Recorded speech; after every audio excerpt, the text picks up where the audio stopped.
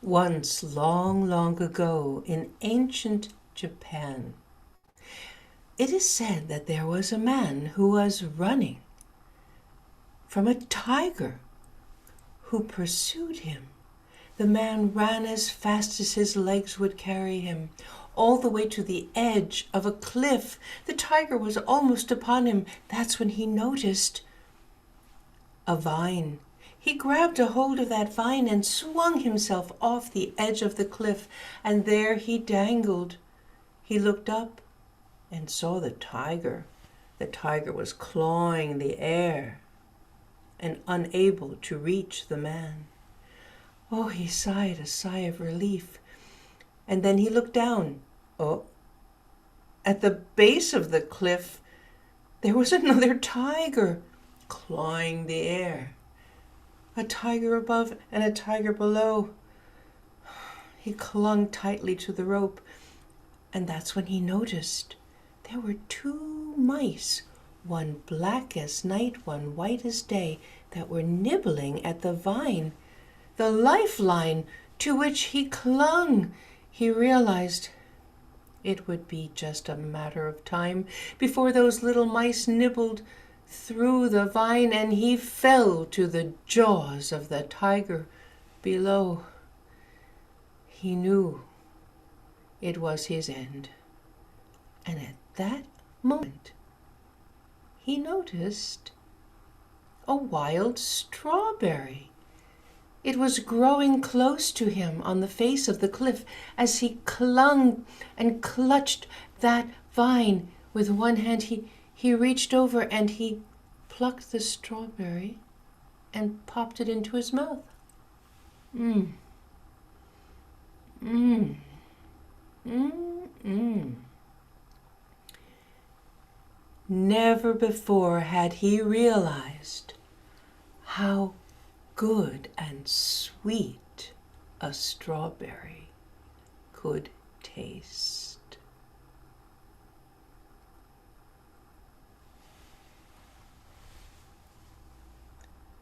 Strawberry moments, those brief times in a troubled world where we see something so sweet it warms our heart. Strawberry moments, savoring those moments, makes even the most difficult of times possible to bear. So the next time you're clinging to a lifeline with a tiger above and a tiger below, look for the strawberries. There might just be one in reach.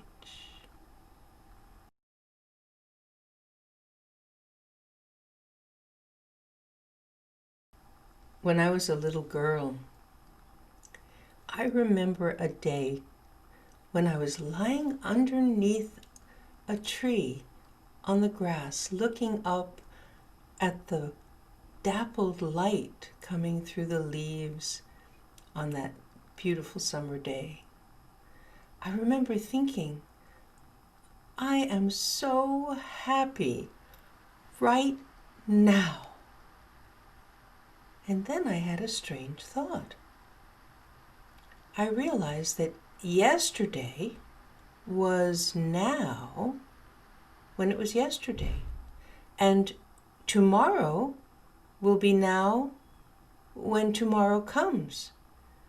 So there I was, a little girl, having a Zen moment, thinking, there's only one time, and that's now. Now yesterday, now, and now tomorrow. Maybe that's what time it is all the time. It's now. And what day is it? I suppose it's today. As an adult, I came upon a wonderful poem.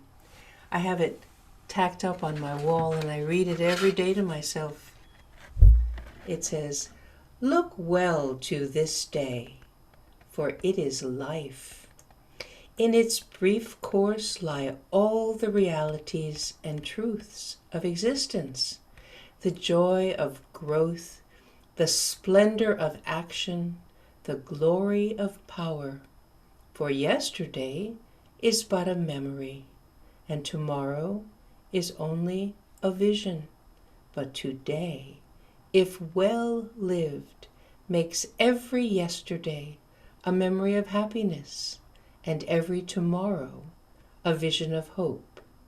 Look well, therefore, to this day. This poem is an ancient Sanskrit poem that is thousands of years old. Look well to this day.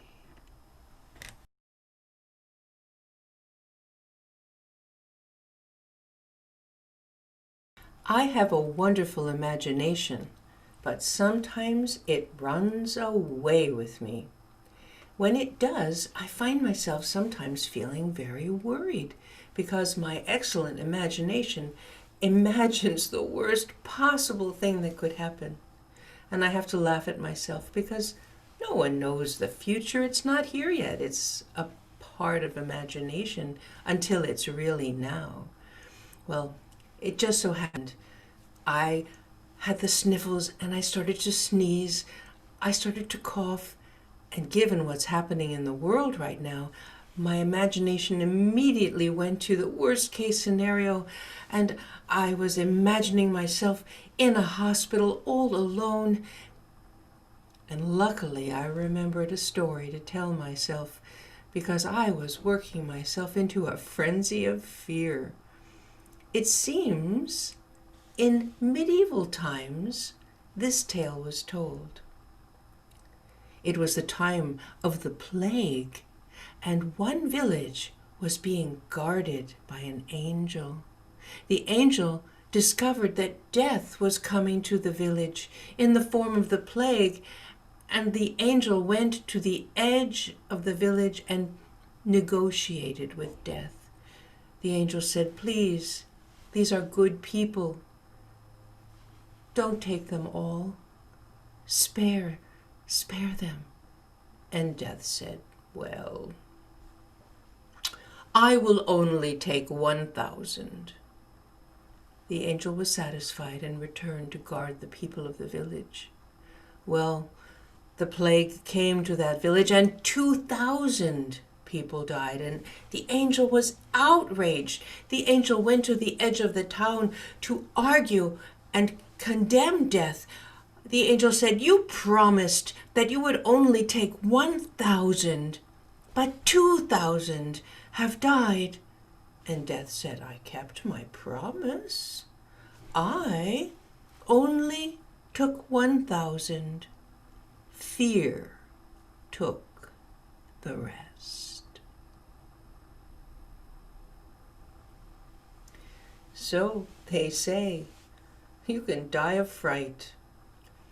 If we have the choice to hold one perspective or another, or both at the same time, we can sometimes comfort ourselves with a thought.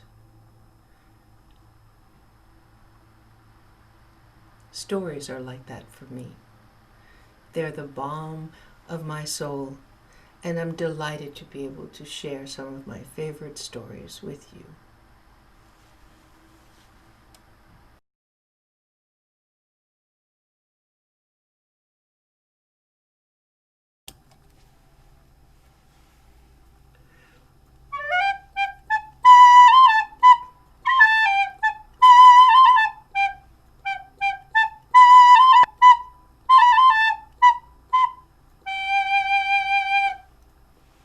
Here's an ancient story from China. A farmer's horse ran off, and try as he might, he couldn't catch him. His neighbors saw what happened and rushed to the farmer's side and said, "Oh, oh, how bad for you. Now you have no horse to haul your wood." The farmer looked at the dust in the distance and said, "I don't know if it's bad or if it's good." The next day, that horse came back with a mate, a new wild mare it had found out in the fields. When the neighbor saw 2 horses in the farmer's stall, he rushed to the farmer's side and said, "Oh, how good for you! You must be glad." The farmer looked at the 2 horses in the stall and said, "I don't know if it's good or if it's bad." The next day, the farmer's son decided to try and tame the new wild mare. But the horse threw the boy and stepped on his leg and crushed it. The farmer ran out to the field, and as he was lifting his broken child, the neighbor saw and rushed to his side again and said, "Oh, how bad for you! Your sorrow is understood." And once again the farmer looked at the neighbor and said, "I don't know if it's bad or if it's good." In time, the country went to war, and all the able-bodied youths were conscripted. All the young men in that area of the country marched off to war, except the farmer's son, who stood alongside the road with his father, whose arm was around the boy, and his neighbor, who waved goodbye to his sons, his able-bodied sons. He turned to the farmer with his arm around his son, who could not walk well now, and said, "Say it. How good for you! Your son is home. You must be glad." And once again the farmer said, "I don't know if it's good or if it's bad." This is a story without an end. Take from it what you will, my friend.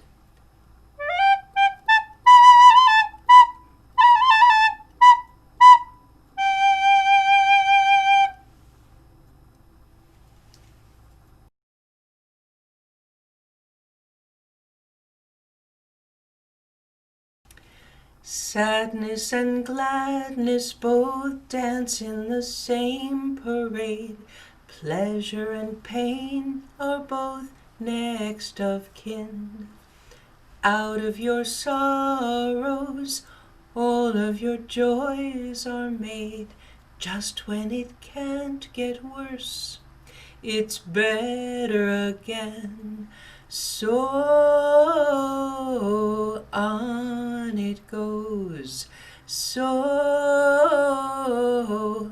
on it goes.